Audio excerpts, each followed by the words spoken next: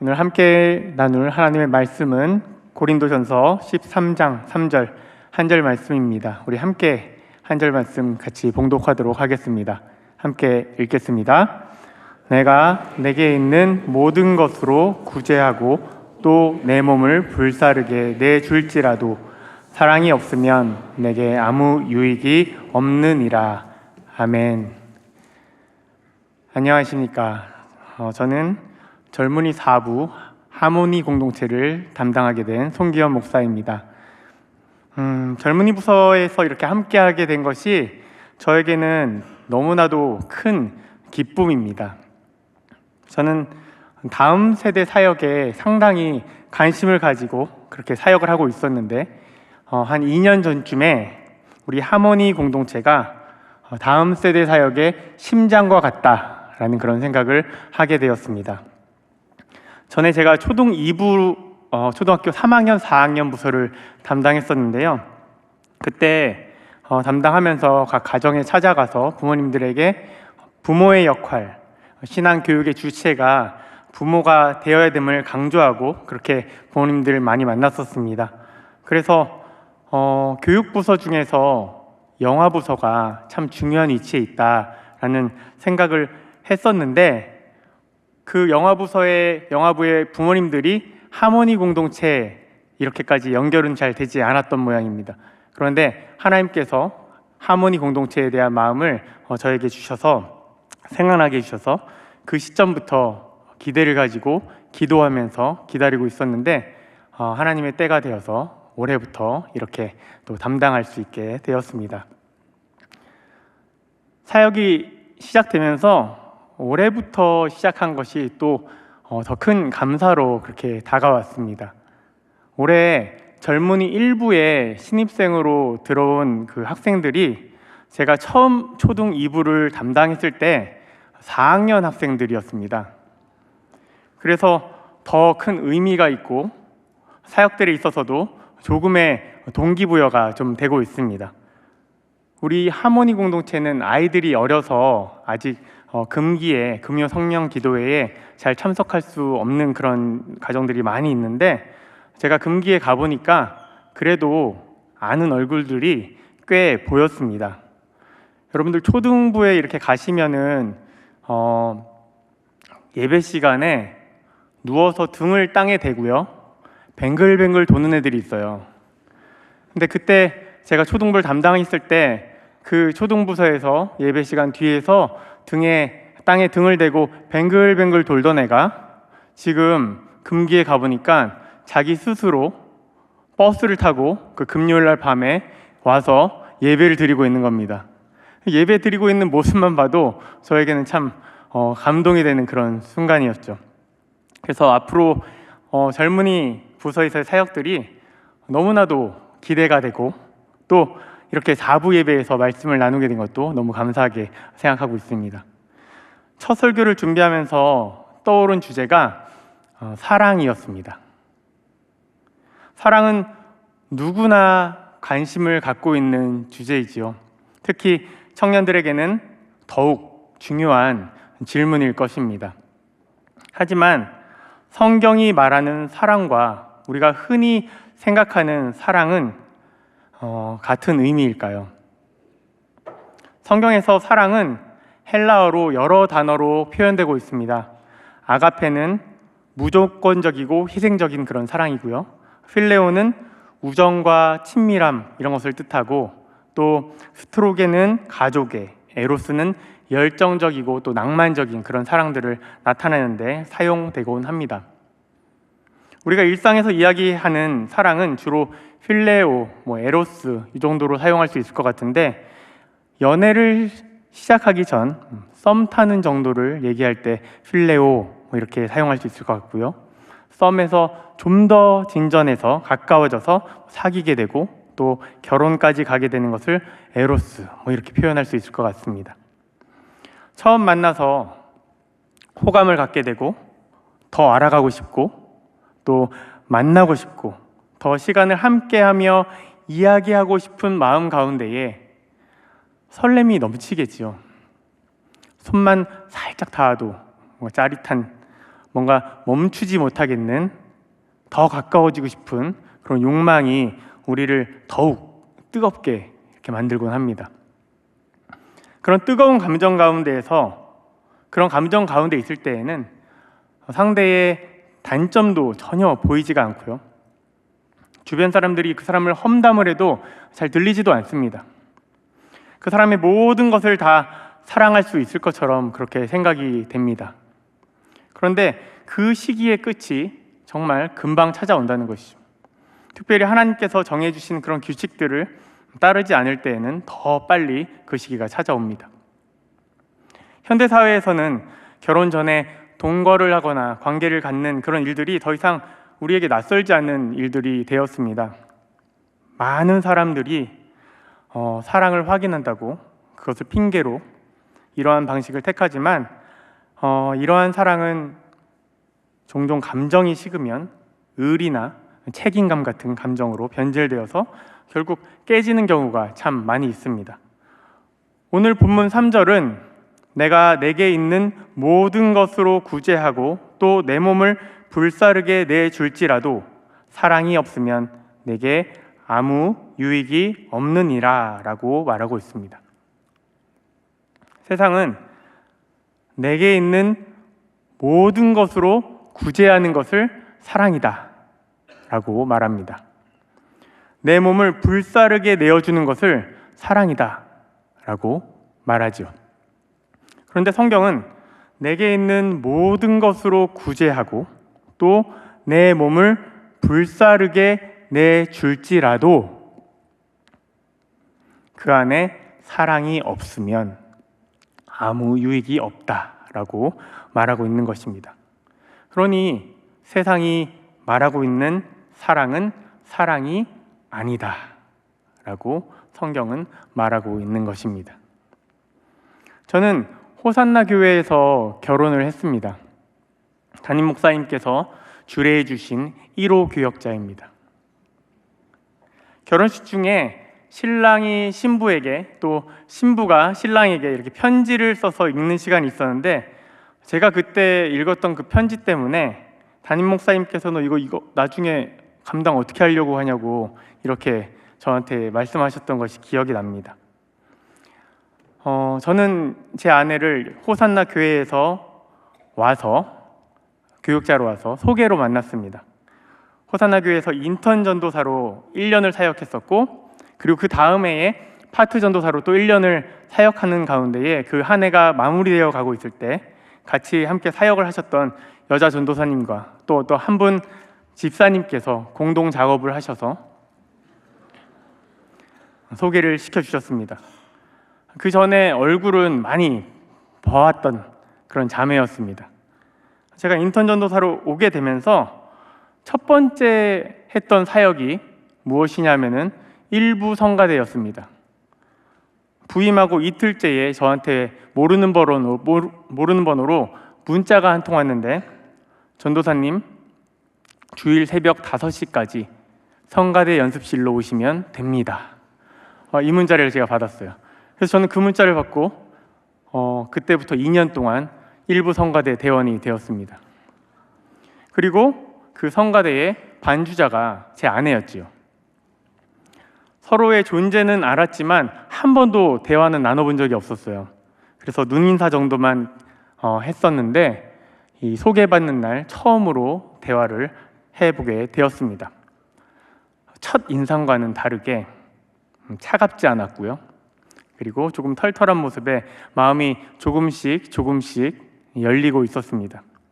알아가면 알아갈수록 이 사람 좋은 사람이다, 결혼해도 되겠다라는 그런 마음이 생겼는데 한 가지 문제가 제 마음속에 불사르게 내어줄 그 뜨거운 마음이 생기지 않는 거예요. 사실 저는 그 불사르게 내어주는 그 뜨거운 마음이 사랑이 아니라는 것을 너무 잘 알고 있었습니다. 그랬는데 그때 저는 그 마음이 너무 필요했어요. 그래서 하나님께 확인을 좀 해야겠다는 생각을 하면서 아내에게 우리 좀 시간을 갖고 기도한 후에 다시 만나던가 아니면 기도하면서 일정 기간을 정하자, 그리고 만나자라고 이렇게 얘기를 했습니다. 아내 입장에서는 엄청 당황스러웠을 것입니다. 노총각 전도사님 한번 만나주려고 이렇게 큰맘 먹고 있었는데 이상한 요구를 하고 있는 것이죠. 그래도 아내가 기간을 정하고 만나자고 결정을 해주어서 저는 그때부터 기도를 열심히 했죠. 또 신학교 동기들에게도 기도 부탁을 했습니다. 하나님, 제발 제 마음속에 불사르게 내어줄 그 뜨거운 마음을 정말 단 한 번만 보여주신다면 하나님의 뜻으로 알고 결혼하겠습니다. 어떻게 됐을까요? 하나님께서 진짜 굵고 짧게 그 마음을 보여주신 거예요. 그래서 제가 지금 결혼 생활을 하고 있는 겁니다. 이야기를 결혼식에서 한 것에 대해서 담임 목사님께서 무척이나 걱정을 하셨습니다. 그래서 저는 제 결혼 생활 가운데에 그 누구보다 사랑이 더 많이 필요했습니다. 아내를 사랑해 줄 마음, 하나님의 사랑으로 사랑해 줄 수 있는 자가 되기 위해 기도하며 결혼 생활을 했습니다. 저에게 기도 제목을 받아보신 분들은 아실 수 있지만 제 기도 제목 가운데에는 거의 항상 이런 제목들이 들어가 있습니다. 항상 아내와 제 아이들을 사랑할 수 있는 마음을 달라는 기도 제목이 항상 들어 있습니다. 그리고 그 기도를 통한 사랑의 공급을 통해서 지금 결혼한 지 8년이 지나도록 저는 여전히 아내를 사랑하고 있습니다. 여기서 말하는 사랑은 정말 하나님의 사랑이 아니고서는 지나온 삶을 설명해 줄 수 있는 방법이 없습니다. 때론 진짜 여기까지인가? 라는 위기의식이 제 머리를 때리며 주저앉고 싶을 때도 있었지만 그때마다 내게 없는 주님께서 주시는 새로운 사랑이 그 위기를 다 넘길 수 있도록 인도해 주셨고, 그리고 그 이전보다 그 이유가 제가 더 아내를 사랑할 수 있는, 우리 가정을 더 사랑할 수 있는 그 길로 인도해 주었음을 확인할 수 있었습니다. 그런데 제가 받았던 그 하나님의 사랑이 없는 그 결혼 생활을 하는 가운데에는 이런 것들을 지켜나가기가 쉽지 않을 것입니다. 오히려 요즘 세상은 잘 맞지 않으면 헤어지는 것이 더 낫다고 말하며 이혼을 쉽게 말하는 경향이 있습니다. 그런 세상의 문화가 너무 당연하게 우리 그리스도인들에게도 나타나고 있습니다. 이런 것들의 문제 중에 하나가 저는 결혼 예식을 통해서도 나타난다고 생각합니다. 우리는 결혼식을 하나님 앞에서 예배로 올려드리면서 말씀 가운데 새롭게 시작하는 가정을 향한 그 하나님의 뜻을 알아가고, 또한 우리에게 없는 사랑을 구하며 평생을 살아갈 것을 하나님 앞과 회중 앞에서 약속함을 통해서 그렇게 시작을 해야 하는데, 세상의 문화에 따라서 빠르게 그리고 즐겁게 그냥 끝내버리는 파티가 되어버렸습니다. 세상의 문화에 휩쓸려서 그 안에 내용이 사라지고 있기에 그 안에 사랑을 채울 수가 없고 지켜낼 힘을 잃어가게 되는 것입니다.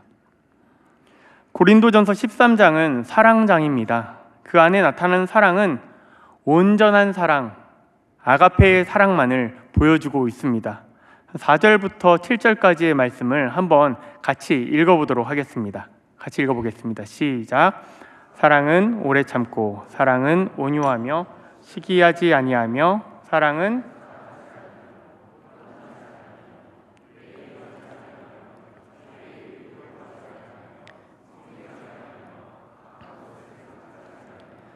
불의를 기뻐하지 아니하며 진리와 함께 기뻐하고, 모든 것을 참으며 모든 것을 믿으며 모든 것을 바라며 모든 것을 견디느니라.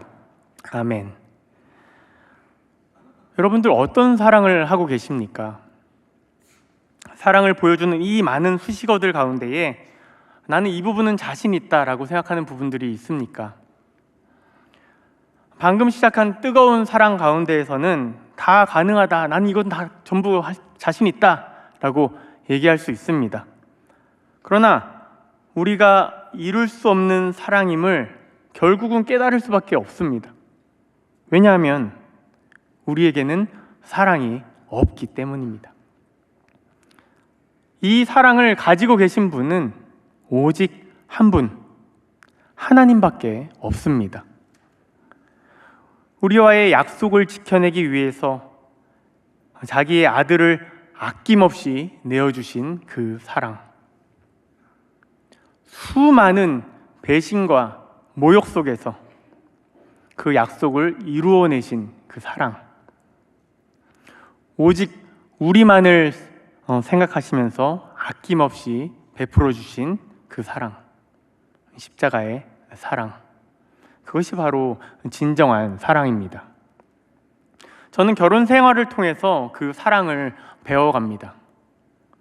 내 이기심만 채우려는 모습, 상대를 배려하지 않는 모습, 밖에서와는 달리 작은 것에 예민하게 반응하는 모습, 버럭하는 모습, 게으른 모습, 이런 여러 가지의 연약한 모습만 가득한 내 마음 가운데에 채워주시는 그 사랑으로 나의 부족함들이 덮어지고 내가 할 수 없는 부분들이 이루어지고 있음을 발견하게 됩니다. 우리에게 사랑을 공급해 주시지 않았다면 제 아내도 저도 이 과정 가운데 누군가 한 명은 포기하지 않았을까라는 그런 생각도 듭니다. 그래서 더 기도하면서 그렇게 살아가고 있는 것이죠. 제 아내를 더 사랑할 수 있도록 도와주시옵소서. 하나님, 제 아이들을 더 사랑할 수 있도록 도와주시옵소서.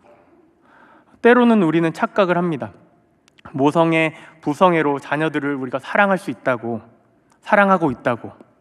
그러나 그 사랑이 정말 우리 자녀들을 좋은 방향으로 인도하고 있는지, 아니면 내 욕심으로 인해서 잘못된 방향으로 가고 있는 것은 아닌지를 우리가 하나님 앞에서 점검해 본다면 그 가운데에서도 우리 안에 사랑이 없음이 들통나게 될 것입니다. 이렇게 자기들의 본 모습을 다 들통나버린 그런 사람들 중에는 가장 훌륭한 교육을 받은 사람들도 포함됩니다. 누구냐면 바로 예수님의 제자들이지요.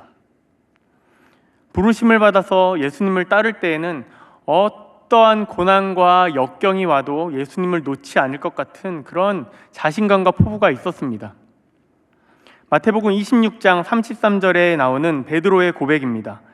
베드로가 대답하여 이르되 모두 주를 버릴지라도 나는 결코 버리지 않겠나이다. 베드로의 고백이었습니다. 3년간 동거동락하면서 예수님의 가르침을 직접 받았고 예수님께서 사람들을 고치시고 또 살리시고 위로하시고 공감해 주시고 또 그들을 사랑해 주시는 모든 것을 직접 경험했기에 바로 앞에서 이런 고백을 할 수 있었을 것입니다. 그러나 이런 모든 것을 경험한 제자들, 그 중에서도 예수님의 수제자 베드로조차도 그의 다짐을 지켜낼 실력이 없었다는 것을 우리 모두는 다 알고 있습니다. 그에게 예수님이 예고하였지만 그는 절대 그런 일이 벌어지지 않을 것이다 라고 장담했습니다. 그는 장담했지만 사람들 앞에서 맹세하고 부인하며 절대 나는 예수님을 알지 못한다고 얘기했죠. 마지막에는 저주까지 하면서 맹세합니다. 그리고 나는 절대 예수를 알지 못한다 라고 말하였습니다. 예수님의 마음은 어땠을까요? 예수님께서는 완전한 하나님이시지만 또한 완전한 인간이셨습니다. 우리와 동일한 감정을 느끼는 그런 인간으로서 자신을 따르던 그런 최측근 제자들이 모두 다 도망가고 단 한 명도 남지 않았습니다. 그 마음이 얼마나 무너졌을까. 몸이 아픈 것도 견디기 힘들지만 믿었던 사람들에게 그렇게 배신을 당할 때에는 더 마음이 상할 것입니다. 물론 이미 알고 계셨을지라도 인간의 감정을 통해서 그 어려움을 겪어야 할 때에는 그 아픔은 우리가 그런 일을 당했을 때와 동일한 크기로 예수님께 다가왔을 것입니다. 우리는 그런 일을 당하면 그 사람을 보지 않을 것입니다. 그러나 예수님께서는 여전히 사랑하십니다. 그냥 용서해주고 만나주고 대화해주는 정도가 아닙니다. 너무 사랑하셔서 그 사람들의 아픔, 그 속에 남아있는 정말 작은 죄책감까지도 다 해결해주고 싶어 하시는 분이 우리 하나님이십니다. 요한복음 21장에서는 예수님께서 부활 후에 제자들을 찾아간 이야기가 나옵니다. 제자들은 평범한 일상을 살아가고 있었습니다. 그날도 베드로와 제자들은 물고기를 잡으러 나갔습니다. 물고기 잡으러 나가서 한 마리도 잡지 못하고 돌아옵니다. 그때 예수님께서 나타나셨는데 아무도 예수님을 알아차리지 못합니다. 그동안 예수님을 배신한 것이 너무 괴롭고 마음 아파하며 예수님 생각으로 가득 차 있고 예수님의 부활을 기다리고 살았다면은 예수님이 나타나자마자 예수님 아니야? 하면서 알아보았을 테지만 그들은 지금 물고기를 단 한 마리도 잡지 못하였고 실망하여 돌아오고 있는 그런 중이었기 때문에 마음에는 오늘 하루의 일에 대한 실패에 대한 마음과 먹을 것에 대한 걱정으로 그 앞에 서 있는 분이 누구인지는 전혀 관심이 없었습니다. 배신한 것도 지금 알아보지 못한 것도 너무 열받고 괘씸한 일이라서 이런 일을 당하게 되면 저 인간들을 정말 어떻게 혼내줘야지 정신 차릴까, 이것을 고민해야 마땅한 일이지만 예수님께서는 그렇게 하지 않으십니다. 오히려 손을 내밀어 주십니다. 그때 그 마음을 그들을 부르는 호칭 하나만으로도 알 수 있는데 예수님이 그들을 어떻게 부르시냐면 얘들아 라고 부르십니다. 사랑이 가득한 호칭이지만 어른들을 부를 때는 잘 사용하지 않는 그런 호칭이죠. 그런데 예수님께서는 그들의 스승으로서 부모의 마음으로서 다시 이 제자들에게 사랑의 손을 내밀어주고 있는 것입니다. 예수님께서 실패감과 걱정 가득한 그들에게 그물을 던질 곳을 알려주셨고 그대로 했더니 물고기가 정말 많이 잡혔습니다. 그때 요한으로 추정되는 제자 한 명이 예수님을 알아보고 저분이 주님이시다 라고 이렇게 얘기합니다. 그 얘기를 듣자마자 성격 급한 베드로는 물에 첨벙 들어가서 예수님을 만나러 헤엄쳐서 달려옵니다. 그렇게 열정적으로 주님을 찾아 헤엄쳐온 베드로에게 예수님께서는 또 기회를 주고 싶어 하십니다. 그 기회는 예수님께 용서를 빌 기회가 아니라 베드로의 마음 가운데 남아있을 상처, 아픔, 죄책감을 치유할 그런 기회를 예수님께서 주시는 것입니다. 예수님께서는 베드로를 너무나도 사랑하셨기 때문에 그 기회를 주고 계신 것입니다. 예수님께서 베드로에게 3번의 질문을 하십니다. 요한의 아들 시몬아, 내가 이 사람들보다 나를 더 사랑하느냐? 요한의 아들 시몬아, 네가 나를 사랑하느냐? 요한의 아들 시몬아, 네가 나를 사랑하느냐? 우리는 나를 사랑하는 사람이 다른 사람도 좋다고 그런 모습을 보거나 마음에 들지 않는 행동을 하고 돌아왔을 때에 이 사람이 나를 좋아하는 것이 맞는지를 확인합니다. 몇 번이고 반복해서 확인하죠. 그리고 그 마음이 맞다면 이제는 그렇게 행동하지 말라고, 이제는 실수하지 말고 나에게 집중해 달라고, 그런 결론으로 갈 때가 많이 있습니다. 그러나 예수님께서 3번이나 질문하신 것은 베드로가 배신한 제자였기 때문에 그의 사랑이 진짜인가를 확인하는 그런 작업이 아닙니다. 예수님께서 3번을 나를 사랑하느냐라고 질문을 하시는데, 첫 번째와 두 번째 나오는 사랑은 아가페라는 단어를 사용하셨습니다. 그런데 예수님께서 나를 사랑하느냐라고 아가페라는 단어로 2번이나 질문하셨는데, 베드로는 그에 대한 대답으로 필레오를 사용합니다. 2번이나 아가페를 사용하면서 나를 사랑하느냐로 물으셨는데, 베드로는 2번 다 필레오로 대답한 것입니다. 그러자 예수님께서 질문을 바꾸십니다. 질문에서 아가페를 필레오로 바꾸어서 질문을 베드로에게 다시 마지막으로 질문을 하시는 것이죠. 이것은 예수님께서 베드로에게 아가페로 질문함을 통해서 그 아가페의 사랑은 우리 안에 없다는 것을 확인시켜주는 작업으로 보입니다. 그 사랑은 우리 인간으로서는 아무리 호언장담하고 마음이 뜨거워도 이루어낼 수 없는, 오직 하나님만, 예수 그리스도께서만 보여줄 수 있는 사랑인 것입니다. 예수님을 저주하고 배신한 베드로와 다른 제자들을 여전히 사랑하고 있는, 또 그들을 위하고 있는, 그들의 상처까지도 아파하시는, 온전한 회복을 바라시는 예수님의 모습이 바로 그 아가페의 사랑인 것입니다. 베드로는 질문을 받으면서 전처럼 장담하지 않습니다. 그가 실패해 보았기 때문이죠.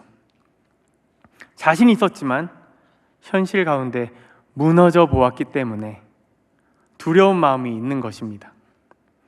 그런 베드로를 향해서 예수님은 아가페를 필레오로 바꿔주십니다. 우리가 아가페 사랑을 할 수 없다는 것을 누구보다 예수님께서 잘 아시는 것입니다. 그래서 예수님께서는 우리가 할 수 있는 그 사랑을 하라고 말씀하시며 베드로의 안에 있는 모든 불안과 그동안 가지고 있었던 마음의 어려움들에서 벗어날 수 있도록 그렇게 해주신 것입니다. 여러분, 예수님을 사랑하십니까? 사랑하십니까? 자신 있게 아멘 이렇게 하고 예배당 밖으로 나가면 예수님 모르는 사람처럼 그렇게 살아가고 있지는 않으십니까? 우린 그렇게 실수하고 실패하고 때론 시험에 넘어지고 하나님을 등지고 못난 꼴을 다 보여도 하나님께서는 우리에게 사랑으로 다가오십니다. 용서해 주시고 생색내시는 것이 아니라 이번에는 내가 넘어가 주니까 너 나한테 충성해야 돼 라고 하면서 노예 계약을 제안하는 것이 아니라 그냥 우리를 사랑해 주시는 것입니다. 혹시나 우리 마음이 위축되지는 않은지를 살피시는 그런 말도 안 되는 사랑을 우리에게 보여주시는 것입니다. 우리를 사랑해 주신 그 사랑, 하나님께서만 주실 수 있는 아가페 사랑을 공급받는 삶을 살아갈 수 있기를 주님의 이름으로 축복합니다. 우리 힘으로는 용납이 안 되고 용서가 안 되고 좋아해 줄 수조차 없는 그런 상황 가운데에도 우리에게 베풀어 주신 그 사랑, 아가페의 사랑을 기억하면서 우리에게 있는 최선의 용서, 최선의 사랑을 행할 때에 또 때로는 그저 견디고 견딜 때에 심지어는 그저 참으며 주님의 모습을 기다리는 그 모습을 사용하심을 통해서 우리가 할 수 없는 그 아가페의 사랑을 하나님께서 그 자리에 적용시켜 주실 것입니다. 이것을 더 깊이 경험할 수 있는 자리가 부부의 삶이고 부모의 삶이라는 것을 저는 확신합니다. 남편은 아내를, 아내는 남편을 더 사랑할 수 있도록 기도하며 애써 주셔서 의리로 사는 것이 아니라, 우리에게 있는 것만 나누다 지쳐 쓰러지는 것이 아니라 하나님 사랑으로 사랑하는 기쁨을 누리기를 바랍니다. 내가 이해할 수 없는 부분을, 용납할 수 없는 부분을, 그냥 지나갈 수 없었던 부분들을 정말 하나님께 도움을 구하면서 성령의 조명하심 가운데 내 모든 허물을 덮어주신 그 사랑 가운데 거하며 그 사랑이 적용될 수 있도록 기도하면서 모든 상황들을 이겨낼 수 있기를 바랍니다. 우리 사랑하는 청년 여러분께서도 개인주의가 확산되고 이렇게 개인주의가 확산되고 있는 이런 현대 사회 속에서 혼자 사는 것이 좋고 편할 수 있겠지만 세상의 흐름 가운데에서 갈 길을 잃지 말기를 바랍니다. 하나님께서 우리에게 명령하셨을 때에는 분명 그 뜻이 있다는 것을 우리가 알아야 합니다. 하나님께서 항상 선으로 이끄신다는 것을 기억해야 합니다. 하나님의 사랑을 더 깊이 경험할 수 있는 결혼에 소망을 두시고 또 더 깊은 사랑을 누릴 수 있는 자녀 출산을 포기하지 마시고 기도로 이 모든 일을 준비하면서 나아가시기를 바랍니다. 여러 가지 조건들이 갖추어주지 않았다고 포기하지 마시고 그 모든 것을 다 주님께 맡기고 도움을 구하며 그렇게 추진해 나아갔으면 좋겠습니다. 우리가 가진 사랑은 제한적이고 조건적일 수밖에 없습니다. 우리의 사랑은 종종 이기심과 약함으로 인해 실패하지만 예수님께서 우리에게 보여주신 아가페 사랑은 완전하고 무조건적입니다. 그 사랑은 우리의 모든 연약함과 실패를 덮고도 남습니다. 이제 우리는 예수님께서 베드로에게 말씀하신 것처럼 우리가 가진 작은 사랑이라도 하나님께 드릴 수 있습니다. 우리의 필레오 같은 사랑이라도 예수님의 은혜 가운데 아가페로 변할 수가 있습니다. 혹시 지금 사랑이 부족하다고 느끼십니까? 용서하기 어려운 관계가 있으십니까? 아니면 사랑으로 살겠다는 다짐을 했었는데 좌절된 적이 있으십니까? 그럼 모든 상황 속에서 하나님께서 주시는 사랑을 공급받으셔서 다시 일어설 수 있기를 주님의 이름으로 축복합니다. 우리를 부르신 그 사랑, 아가페 사랑이 오늘 우리를 붙들고 우리의 가정을, 관계를, 그리고 우리의 모든 삶을 새롭게 하실 것입니다. 여러분, 그 사랑을 간구하며 매일 하나님께 나아가시기를 바랍니다. 그래서 우리가 알고 있었던, 지금까지 경험해 왔었던 사랑이 아닌 진짜 하나님의 사랑의 그 크기와 감동을 풍성하게 누리시는 삶이 되기를 주님의 이름으로 축복합니다.